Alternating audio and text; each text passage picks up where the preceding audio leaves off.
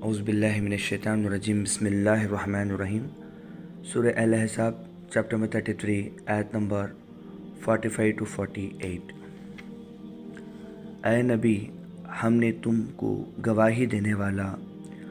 اور خوشخبری دینے والا اور ڈرانے والا بنا کر بھیجا ہے، اور اللہ کی طرف اس کے اذن سے دعوت دینے والا اور ایک روشن چراغ۔ اور مومنوں کو بشارت دے دو کہ ان کے لیے اللہ کی طرف سے بہت بڑا فضل ہے، اور تم کافروں اور منافقوں کی بات نہ مانو اور ان کے ستانے کو نظر انداز کرو، اور اللہ پر بھروسہ رکھو، اللہ بھروسے کے لیے کافی ہے۔ جیسے کہ میں نے بتایا کہ یہ سورہ احزاب، یہ خندق کی جو جنگ ہوئی تھی جس کو احزاب کہتے ہیں، اس سورہ کے اندر اللہ سبحانہ و تعالیٰ نے اللہ کے رسول محمد صلی اللہ علیہ وسلم کے بتایا، آپ کا کام یہ ہے کہ آپ جو لوگ اللہ سے ڈرتے ہیں ان لوگوں کو خوشخبری سنا دیں، اور جو لوگ غافل ہیں ان کو صحیح راستہ بتا دیں، اور آپ کا کام یہ ہے کہ حق اور باطل کے درمیان فیصلہ کر دینا ہے، سمجھا دینا ہے، بتا دینا ہے کہ کون سی چیز صحیح ہے، کون سی چیز غلط ہے۔ آپ اندھیروں میں ایک اجالا ہو، ایک روشن چراغ ہو، اور جو مومن جو اللہ پہ یقین کرتے ہیں، ایمان لاتے ہیں اللہ پر اور اللہ کے رسول محمد صلی اللہ علیہ وسلم پر، ایسے لوگوں کو بشارت ہے، یعنی خوشخبری ہے کہ ایسے لوگوں کو اللہ سبحانہ و تعالیٰ بہت بڑا فضل کرنے والا ہے۔ اور جو کافر لوگ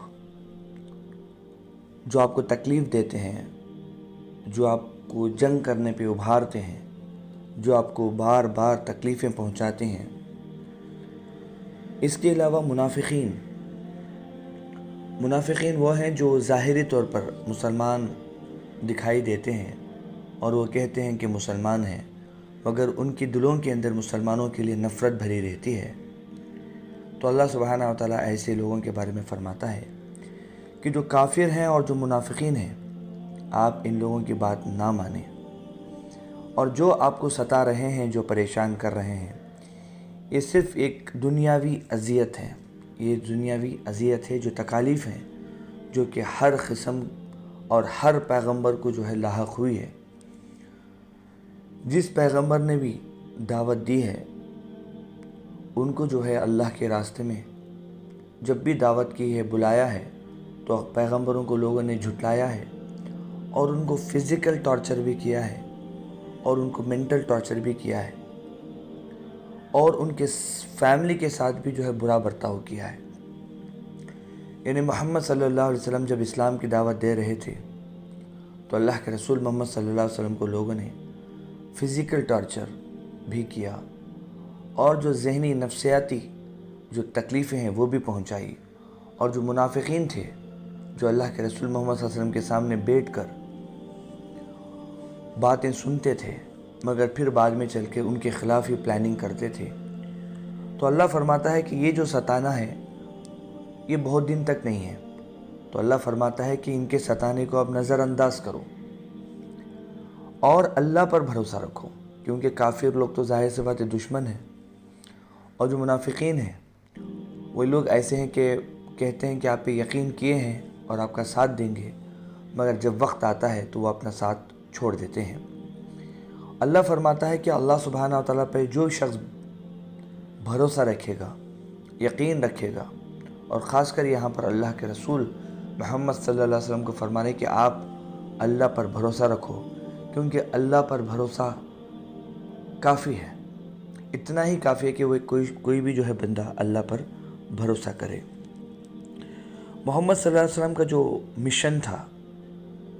محمد صلی اللہ علیہ وسلم شاہد بھی تھے، بشیر بھی تھے، نذیر بھی تھے، داعی بھی تھے۔ اب مشن بہت بڑا کہ پوری دنیا کے اندر صحیح میسیج پہنچانا ہے کہ اللہ کے سوا کسی کی عبادت نہیں کرنا ہے، اور جو آخری رسول محمد صلی اللہ علیہ وسلم کو اللہ نے جو سلیکٹ کیا ہے ان کے بارے میں بتانا ہے، ایک انفارمیشن پہنچانا ہے، اور یہ دین کو غالب کرنا ہے۔ مشن بہت بڑا ہے، مگر سامنے جو کافر اور منافقین ہیں وہ خود بھی جو ہے بہت ہی بڑی تعداد میں ہیں، مگر اللہ فرماتا ہے اس کے بالمقابل آپ اللہ پر بھروسہ رکھیے، کافی ہو جائے گا۔ اور اللہ کے رسول محمد صلی اللہ علیہ وسلم کا کام یہ نہیں تھا کہ لوگوں کو ہدایت دیتے پھرے، بلکہ وہ کوشش کرتے تھے بات کو سمجھانے کی لوگوں کو، اور ان کے حق میں دعائیں کرتے تھے۔ تو محمد صلی اللہ علیہ وسلم کا کام یہ تھا کہ لوگوں کو بتا دیں کہ حق کیا ہے، باطل کیا ہے، سچ کیا ہے، جھوٹ کیا ہے، صحیح راستہ کون سا ہے، غلط راستہ کون سا ہے، اور جو ہے اللہ سبحانہ تعالیٰ ہی ہے جو ہدایت دینے والا ہے۔